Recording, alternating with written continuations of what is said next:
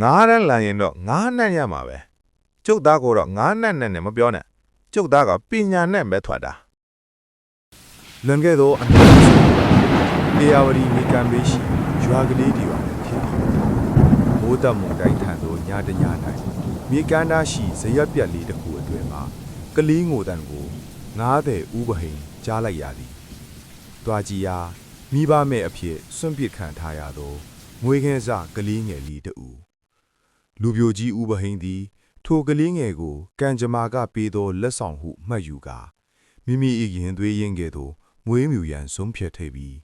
ဖိုးလှပြည့်ဟုအမည်ပေးခဲ့သည်ဘဝတိုက်ပွဲနှင့်ငားညီနတ်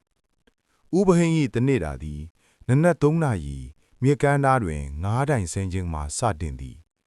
ငားစိမ့်နတ်ရင်ကြီးနတ်များဆွဲကပ်နေသောချင်းတောင်းကြီးကိုထမ်းကာတရွာဝင်တရွာထွက်ရောင်းချရသည်ဖိုးလှပြည့်ကျောင်းတရားမိအရွယ်တွင်ကုန်ကြစရိတ်များပိုမိုများပြားလာသည်ဥပဟိန်သည်မိမိအတွက်အဝတ်တစ်တစ်ထေမဝယ်နိုင်တော့လေတားဖြစ်သူအတွက်ကျောင်းဝတ်စုံနှင့်စာအုပ်ကိုတော့အမြဲပြည့်စုံအောင်စီစဉ်ပေးခဲ့သည်ဈေးထဲကပฏิပတ်ခတနေ့တွင်ဈေးထဲမှငွေကြေးချမ်းသာသောဈေးဝယ်တူကဥပဟိန်၏ငားများကိုနှာခေါင်းရှုံရင်အတန်မမာဖြင့်ပြောဆိုလာသည်ဒီငားတဲ့သားလာလေငားတွေလိုပဲညှိစောနန်းနာပဲဝေးဝေးသွားစမ်းမှာငါအဝတ်စားတွေပေးကုန်မယ်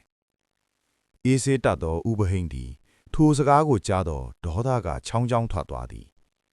သူကငားရောင်ရဟုထက်တား၏ဂုံထိတ်ခါကိုပိုတံပိုးထားသူဖြစ်သည်မမကြီးကျွန်တော်ငားညီတာကတော့ငားဖီလိုပါဒါပေမဲ့ကျွန်တော်သားကိုတော့အနတ်နဲ့မနှိုင်းပါနဲ့သူကကျွန်တော်လိုငားတဲ့ဖိချင်မှဖြစ်မှာသူ့ကိုယ်မှာဆွဲနေတာငားညီနတ်မဟုတ်ဘူးပညာနဲ့ဆွဲအောင်ကျွန်တော်လုပ်ပေးမှာဗျဥပဟိန်ဤပြတ်သားလောစကားကြောင့်ဈေးဝယ်သူမှာစွန့်အားသွားရသည်ကျောင်းတော်ကအနှိမ်ခံဖိုးလာရည်သည်ကျောင်းတွင်လည်းအေးဆေးစွာနေတော့လေအမေမရှိတဲ့တငားစီသားဟုအမြဲအနှိမ်ခံရသည်တငယ်ချင်းများကသူ့ကိုငားအနတ်နန်းသည်ဟုဆိုကာဖဲ့ချင်ကြသည်ဖိုးလာပြည့်သည်ဝမ်းနဲ့တော့လေအဖြစ်ကိုအတိမပေးဘဲမျက်ရည်ကိုအန်ကျစ်ကာစာကိုသာပို၍ကြိုစားခဲ့သည်သူ၏ရီမှန်းချက်မှာတနေ့တွင်ဆရာဝန်ဖြစ်အောင်လုပ်သည်အဖြစ်ကိုဂုံတင်စေရန်ပင်ဖြစ်သည်စေချောင်းတက်ဆင်ကအခက်အခဲများဖိုးလက်ပြီး30တန်းကိုအမှတ်ကောင်းကောင်းဖြင့်အောင်မြင်ပြီးဆေးတက္ကသိုလ်တက်ခွင့်ရသောအခါဥပဟိန်မှာဝမ်းသာလုံး၍မြက်ကန်းသားတွင်ထိုင်ကာငိုကြွေးမိသည်သို့သောဆေးချောင်းစရိတ်မှာ90တူအတွက်အလွန်ဝန်လေးလာသည်ဥပဟိန်သည်အသက်အရွယ်ရလာတော့လေနားချိန်မရှိဘဲအလုတ်နှစ်ဆလုပ်ရသည်ညဘက်တွင်ငားလက်ညာကူချပေးပြီးရသောငွေကိုတစ်ချက်မကြံ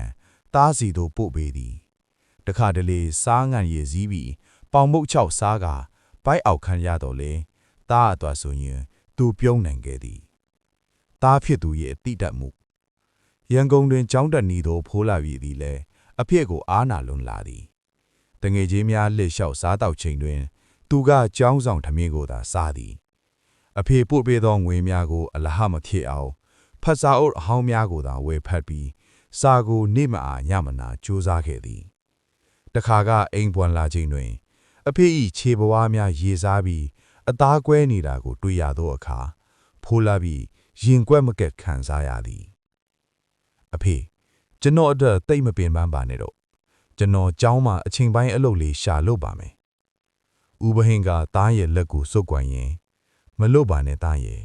မင်းဒေါက်တာဆိုတဲ့ပွေးလက်မှတ်လေးရတဲ့နေ့ဟာအဖေရဲ့အပင်ပန်းတွေအကုန်ပြေးမဲ့နေ့ပဲအဖေမပင်ပန်းပါဘူးသားရဲ့ဏိကုံဂုံယူတိုက်သောလက်ချမ်းများနှစ်အနှင်းငယ်ကြာသောအခါဖိုးလက်ပြည့်သည်ဆရာဝန်ဘွဲ့ကိုရရှိခဲ့သည်ဘွဲ့နှင်းတပင်ခန်းကင်းအတွင်းဂုံထူးဆောင်စုကိုလက်ခံယူရသောနောက်ဒေါက်တာဖိုးလက်ပြည့်သည်ပရိသတ်တကြားထဲမှာအသားညိုညိုပစိုးကွက်စိတ်နှင့်လူအိုကြီးတဦးကိုစင်ပေါ်သို့လက်တွဲခေါ်ဆောင်သွားသည်သူသည်ဥပဟိန်၏ငါးစုစူးထားသောရေစားထားသောလက်ချမ်းတိုင်းကြီးများကိုလူအများရှိမှမြောက်ပြရင်းပြိုးလိုက်သည်ကျွန်တော်ကိုဆရာဝန်ဖြစ်အောင်ပြုစုပြောထောင်ခဲ့တာဒီလက်ချမ်းကြီးတွေပါပဲလူတွေကဒီလက်တွေမှာငားညီနှံ့ဆွဲနေတယ်လို့ထင်ကြပေမဲ့ ကျွန်တော်အသက်တော့ဒီအနံ့ဟာကဘာပေါ်မှာအမွှေးဆုံးမြစ်တာနံ့ပါအဖေခန္ဓမာတလုံးလက်ခုပ်တန်းများဖြင့်ဟိမ့်ထွက်သွားသည်ဥပဟိန်သည်တားဖြစ်သူ၏အောင်မြင်ခြင်းကိုကြည်ကာပီတိမဲ့ရည်များကြလာသည်